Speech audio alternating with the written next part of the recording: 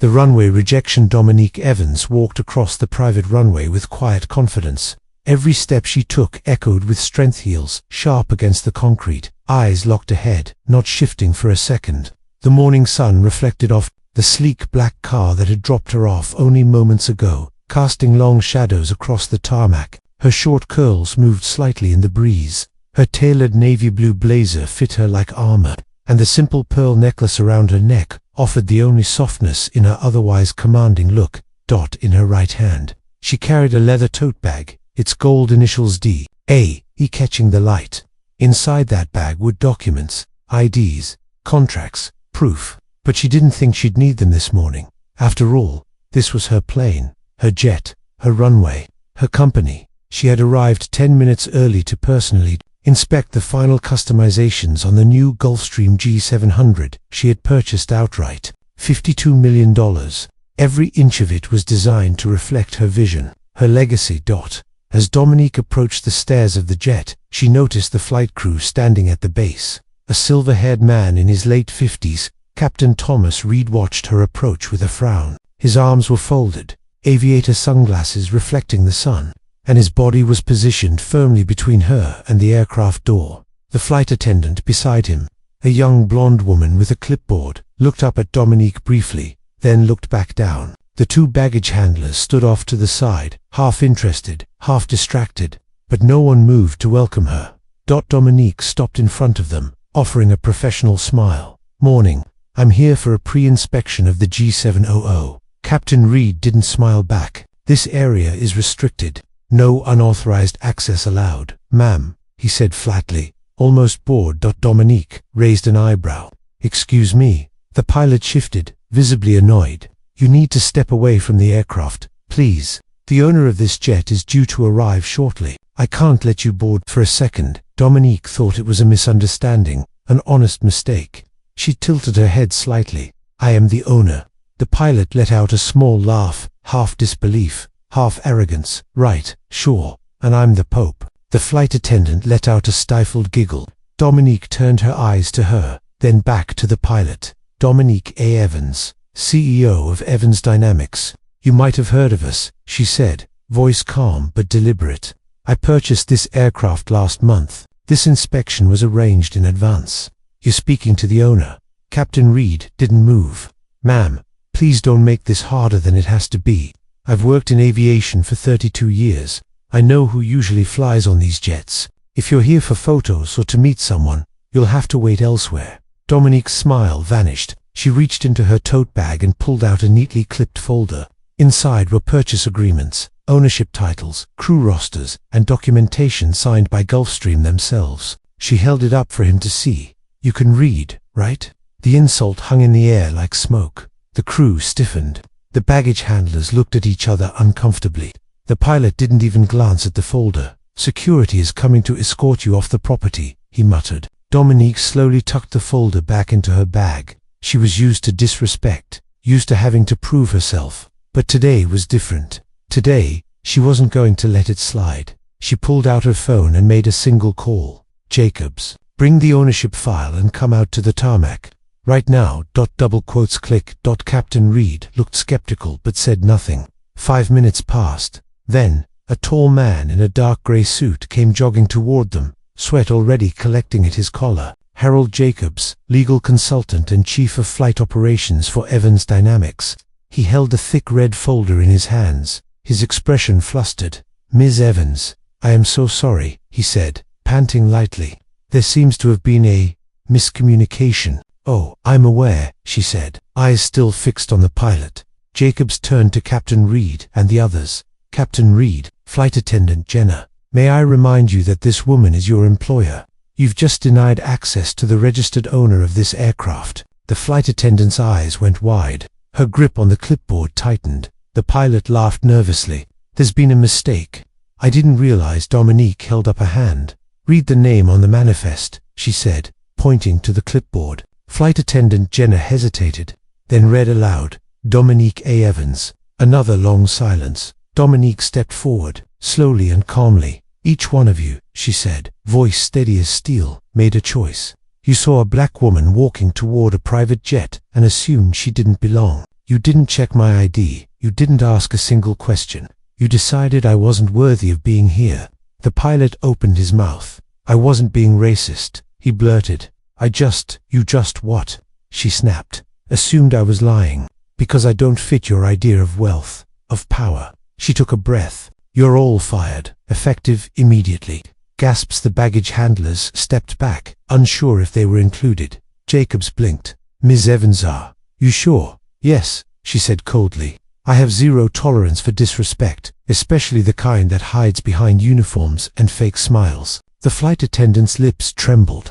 Please, I have 2 kids. I didn't mean then you should have opened your mouth sooner. Dominique replied. You stood by and watched it happen. Silence is complicity. As the crew stood frozen, Dominique turned and began walking up the steps of her aircraft. At the top, she paused and looked back. She wasn't just angry, she was exhausted. Exhausted from the years she'd spent in boardrooms being underestimated, from being talked over by men half as competent, from being labeled aggressive for standing her ground, from watching the same pattern repeat itself over and over. Today, she'd drawn a line, and she wasn't done yet. The betrayal inside Dominique sat still in the leather seat of her private jet, her hands clasped tightly as the engines hummed quietly. Around her the hum felt distant compared to the sudden storm inside her chest. Her phone screen glowed with the message from her assistant, and the words circled in her mind like vultures. Someone was trying to block her ownership records, and they were doing it from inside her own headquarters. She took a slow breath, stood up and walked toward the back of the aircraft where her private office space had just been completed. Every corner of the jet was built to reflect her vision, clean, smart, powerful, but now it all felt like fragile glass. She opened her laptop, connected to the secure server, and accessed internal communications. Her fingers moved fast, her eyes scanning emails, meetings, signatures, trying to find any unusual activity. Took less than 5 minutes to see the signs a new legal request had been submitted to the Aviation Authority, claiming a pending investigation into her ownership of the jet, and the signature at the bottom of the form belonged to a name she trusted. Brand, her chief operating officer, her right hand, that man she had pulled out of financial ruin 6 years ago, given a chance at redemption and leadership when no one else would touch him. Now he had turned against her. Sharp knock came at the door of the jet and Jacobs entered, holding his phone nervously, his face pale and his tie loose. Miss Evans, we have a serious situation, he said, not even trying to hide his panic. I know, she replied, without emotion. Malcolm filed a block on the jet title, and he is using internal resources to make it look legitimate. Jacobs looked stunned. How did you? She raised one brow and tapped her temple. I built this company. I know every signature, every login, every strategy, and I know betrayal when I see it. She looked down, ashamed. You gave him everything, and this is how he pays it back, she whispered. Her phone buzzed again, this time a video call from her assistant. Tereshi answered immediately. Teresa's face appeared worried and shaky. Behind her was the glass wall of Dominique's top-floor office, and through it Dominique could see people moving around fast, talking in hushed voices, as if something big had happened. Tara spoke fast. They locked your access to the main systems, ma'am. Malcolm called an emergency board meeting, said it was about a compliance breach, and he might be trying to vote you out, while claiming you falsified documents on the jet. Dominique's heart raced, but her face stayed calm. Tell me who was in the room with him. Tara looked around and whispered. 3 board members, 2 of whom you never fully trusted, and 1 junior counsel from legal. They're moving fast. Send me a live feed through your laptop camera, Dominique instructed. Then lock the door behind you. Stay safe, and do not say a word to anyone else. His mammoth call ended, and Dominique sat back, eyes burning with betrayal. Jacob spoke again, softly. Do you want me to start calling security? No, she replied coldly. Let them think they're winning. Her mind was already 5 steps ahead. If Malcolm wanted a power play, he picked the wrong target. She did not fight her way up from food stamps and side hustles, to be toppled by a man with a hidden agenda and a cheap suit. She grabbed her tablet and pulled up her contingency plan, codenamed Stormproof. It was a backup strategy, meant only for the worst-case scenario, and it was something no one but her knew existed. First step, freeze all financial transfers above a certain threshold from company accounts which she had the emergency rights to activate. The second step, issue a compliance review on Malcolm's past transactions flagged in red 4 years ago, but buried by influence. The third step, prepare a public statement to be released to shareholders if the board dared to act against her. Jacobs watched her with awe as her fingers moved across the screen like a composer conducting warrior. "We're expecting this," he said, quietly. "Not this exactly," she replied, "but I always knew someone would try to knock me off my own throne one day." Her eyes flashed with fury and fire. "What Malcolm forgot is that I built this place from ashes. I can burn it down and rebuild it twice as strong." Jacobs stood a little taller, as if her words transferred strength into his spine. She picked up her phone and dialed another number, one she hadn't called in over a year. Yara, deep voice answered. Well, if it isn't the Queen herself. I heard a storm was brewing." "I need you," she said curtly. "Not for backup, but to deliver one very loud message to the board." "And what message is that?" he asked. "That Dominique Evans does not get removed from her throne. She ends thrones the boardroom trap." Dominique stepped out of her jet into the black SUV that had just arrived, tires hot against the concrete, heat rising from the tarmac like a warning from the earth itself. Her expression was carved in stone, her jaw firm, her silence louder than any scream.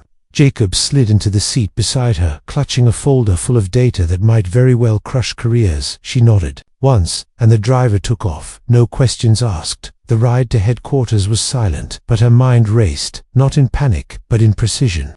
Like a chess master scanning a board, preparing to move pieces no one else could even see. Malcolm Brand was a fool to think she would not strike back harder than he ever imagined. She had built Evans Dynamics from a single borrowed desk and a second-hand laptop, and now stood at the top of a tech empire, with eyes on global aerospace. He was not just threatening her company, he was threatening the very vision that had pulled her out of every storm she had ever known. As the elevator doors slid open on the executive floor, she was met by a sea of silence. The staff knew something was wrong. The tension in the air was so thick you could slice it with a credit card. Eyes peered through glass walls, whispers hushed as she passed the hallway, like a queen returning to her castle under siege. Only Dominique was not returning to defend her crown. She was here to remind everyone who gave them their thrones in the first place. Outside the boardroom, her assistant, Tara, stood waiting, breath, sharp face, pale fingers twisting nervously together.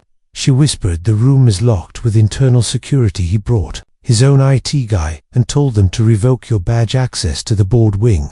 Dominique stared at the heavy frosted glass door, with no trace of emotion in her face, then turned slowly toward Jacobs, who simply nodded and handed her a sleek black card. From his folder, her emergency override code, the one no one else remembered existed. She slid the card into the hidden reader under the door panel, and there was a soft click like the sound of a trap being sprung. The door opened slowly, revealing the room inside. 10 men and women sat around the oval table, 3 of them in suits. She paid for 2 of them in chairs she had once pulled out for them, and one of them standing near the head was Malcolm Brand, who had the nerve to smile as she introduced you. "Should not be here, Dominique," he said, with fake calm. "We are in the middle of a confidential session about serious misconduct and ownership violations." Dominique walked in without acknowledging him, eyes scanning every corner of the room, hands steady. As she placed her phone down on the table screen, facing up, a quiet red light blinking in the corner of the camera.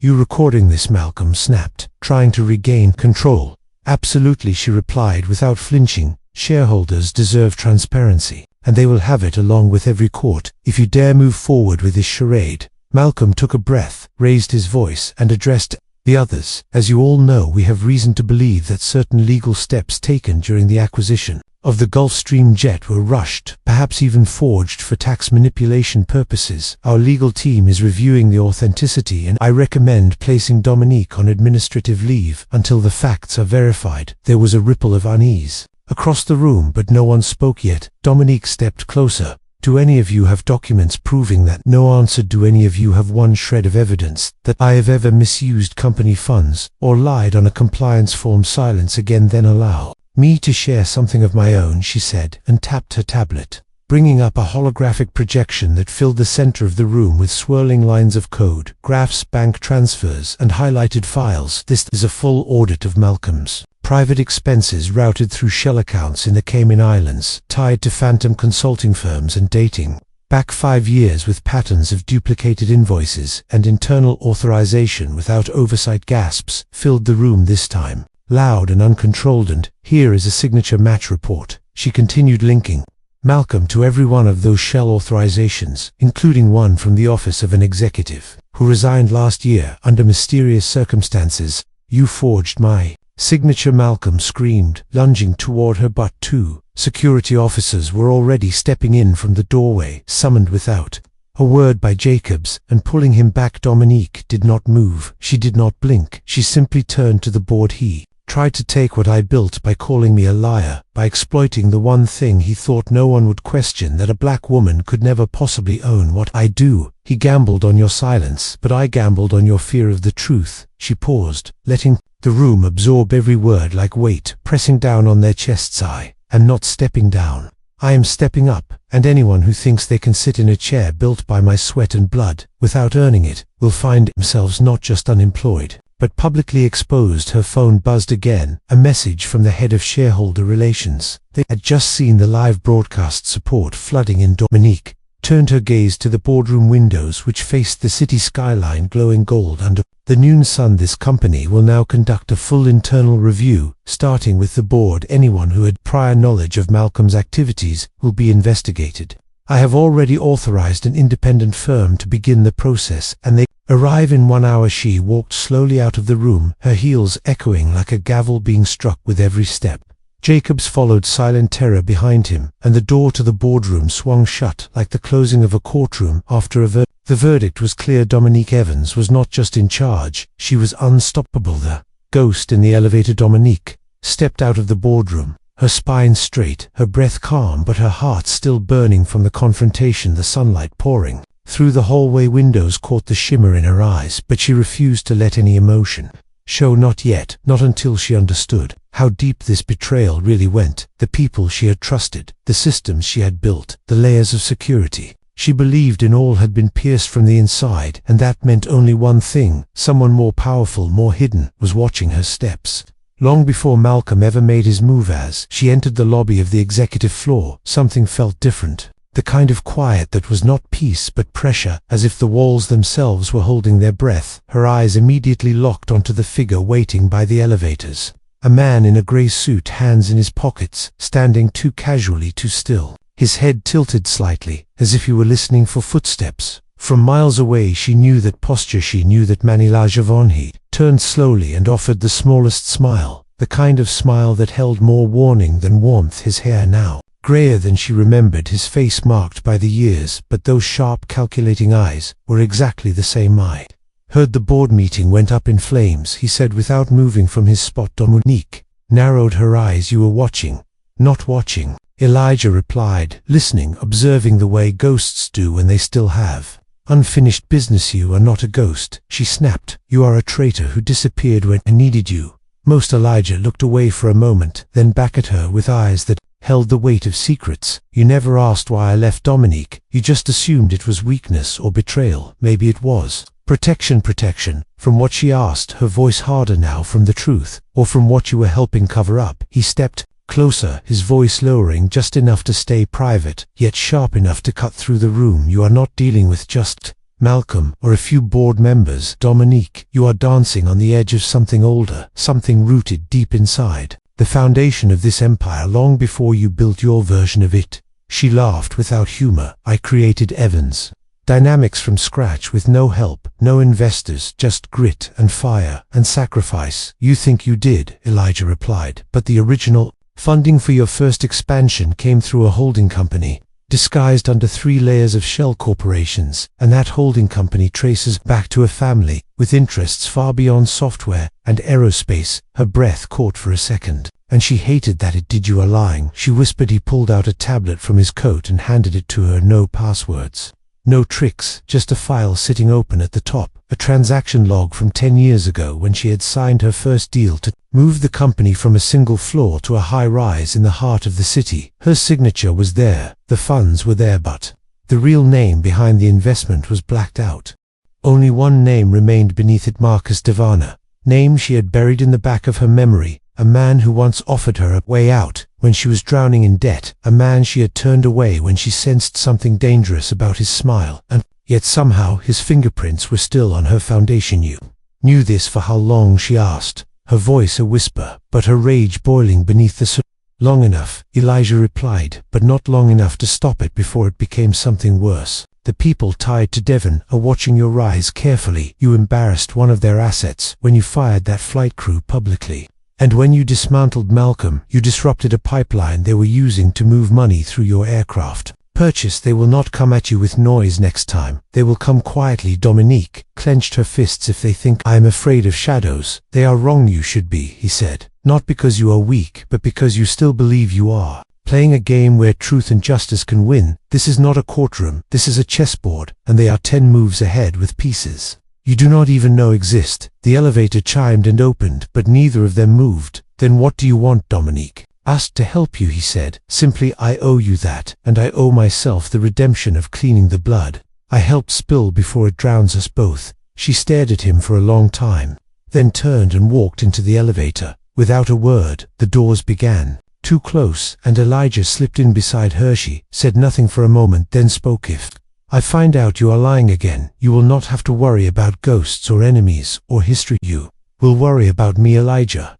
gave a slight nod and said nothing more. As the elevator descended toward the underground server vault, the only place left where Dominique felt safe from ears and eyes she could not trust. But even there, as the lights flickered and the air grew colder, Dominique could feel something had already shifted. The battle was no longer about ownership or betrayal. It was about survival, and whoever was pulling strings from the shadows had just made their first real mistake. They left her alive to coordinates, and the countdown. The elevator doors slid open with a metallic sigh, revealing the heart of Evans Dynamics. The underground data vault, a place designed like a bunker with reinforced steel walls, biometric security, and no external internet access. Only 3 people in the world had ever stepped foot in that room: Dominique, Elijah, and a former systems engineer who now lived off the grid in Iceland.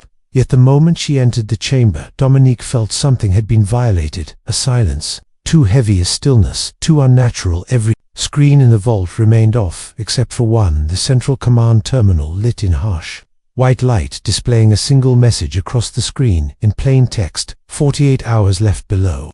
The words were a set of coordinates and a timestamp, rapidly counting down the seconds as if every passing moment was being stolen from her, piece by piece, the digits glowing like a threat, disguised as a riddle. Elijah stepped beside her, his expression unreadable, though Dominique noticed his jaw tightened as enough to reveal tension he was trying to hide. She moved closer to the screen, her eyes scanning the location encoded into the coordinates. It pointed to a remote facility in the Nevada desert, far from any known city, yet suspiciously close to an old airfield that had been shut down after a federal investigation years ago. This is not just a message, she said slowly. This is a challenge. They want you to come. Elijah replied softly, but his voice carried an edge of something else, something like fear or maybe regret. Why? Now, she asked aloud. They had access to our systems for who knows how long. Why show their hand now? Because you forced it, he answered. When you exposed Malcolm, when you fired the crew, when you took public control of the board, you sent a message that you were no longer willing to play quietly, and now they are testing how far you are willing to go.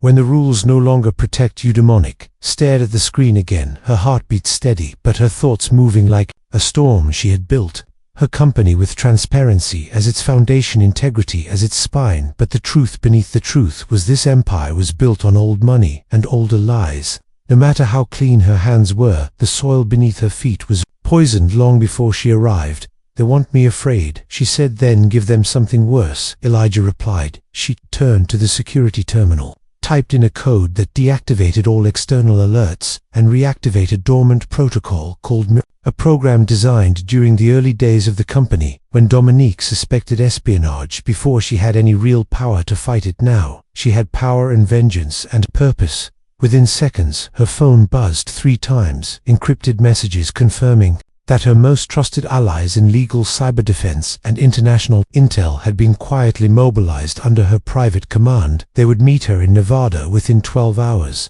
Silent ghosts, loyal only to her. Elijah looked surprised when he saw the mirror. Full activation. I thought you dismantled that projectile. Kept it for the day someone tried to burn my house down, she said without turning. He nodded slowly and then pulled out a flash drive the color of blood and handed it to her. If you are going to that facility, you will need this. It is a bypass key I designed for their old firewall, but it comes with a warning. You use this, and they will know exactly who is coming and what you know. No. Dominique stared at the drive for a long moment, then slipped it into her coat pocket. "Want them to know," she said. "I want them to see me coming." 12 hours later, she stood in the middle of the Nevada desert, the sun brutal against her skin. Her team scattered around her, dressed in civilian gear but moving with the precision of special ops behind her. A silent convoy of black vehicles, hidden by the rocks and wind, carried the tools they would need to infiltrate the abandoned airfield.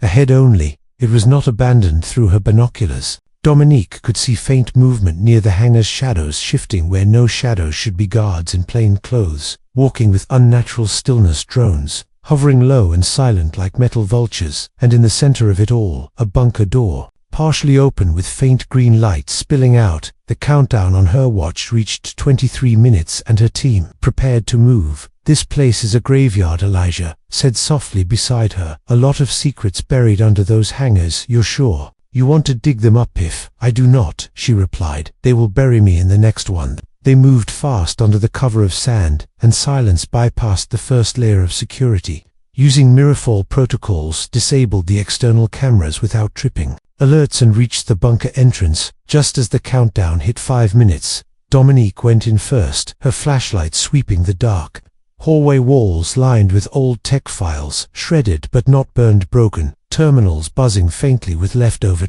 energy. And then she found it, the main server room glowing with static screens, dozens of them, each one showing different fragments of her life. Security footage from 10 years ago, emails she never sent, recordings from boardroom meetings she never approved, even her first pitch to investors recorded without consent. They had been watching her from the beginning. Behind her, Elijah cursed under his breath, then froze.